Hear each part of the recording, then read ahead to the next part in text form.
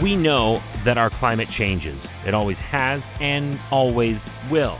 We live on a planet in a solar system around a star that continues to evolve, and at the same time, we're traveling around the inside of a galaxy that in itself is in perpetual evolution.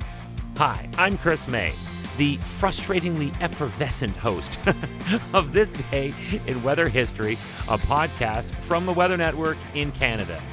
Well, at least for now, anyway. Storms get stronger, patterns change, and organic matter both suffers and thrives depending on their direct effect. That was a roundabout, twisted way of leading into what happened this day in, weather history. All right, all jokes aside, this is not an easy story to tell because there are just so many layers to it. It's complicated. But we must understand that the naturally occurring events of this planet are not always going to work out on our side. Just ask the dinosaurs. Okay, now I'll get serious. On April 6th, the morning light revealed a shocking sight. Tens of thousands of birds, frozen and exhausted, unable to move. The Hellenic Ornithological Society, a Greek non-governmental body dedicated to the protection and monitoring of wild birds and their habitats in the country, well, they observed that over the night that transitioned between April 5th and 6th, this day in weather history, thousands of swallows and swifts that had been migrating from Africa to Europe died in flight due to the exceptionally strong winds in Greece. What were they doing in Greece? They had to pass through there on their route north during the spring months. And we're going to investigate this strange event because it's not as easy as it sounds.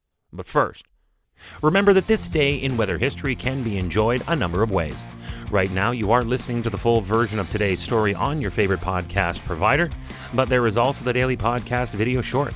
They are shot right here in my podcast recording studio, so you get that perspective, and oftentimes they will include visuals from that day's event from when it happened in weather history.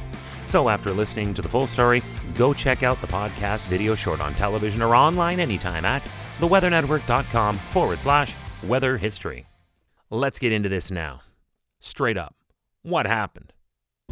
Studies have shown since that strong southerly winds pushed these many flocks of birds that were migrating from North Africa into air currents coming from the north of the Aegean Sea, and in particular, those surrounding islands in that body of water. These birds are small.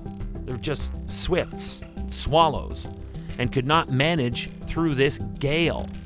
So exhausted, they tried to reroute for mainland Greece. You see, Greece was not their original destination. That was not the original chart of their route. But it was too much for these wee little bird species, and the specific combination of weather conditions in this wicked mix pushed this entire population to the brink.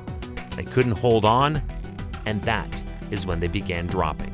The Greek wildlife protection group Anima reported that the birds were being found dead on the streets, the apartment balconies in the Greek capital city of Athens, and on the Aegean Islands and nearby seaports.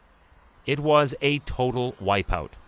The association urged people to take care in the streets where exhausted birds often land after covering thousands of kilometers. The birds switching their flight path to Greece was natural, as Greece is on the flight path for hundreds of thousands of birds which migrate north in spring and south in the autumn.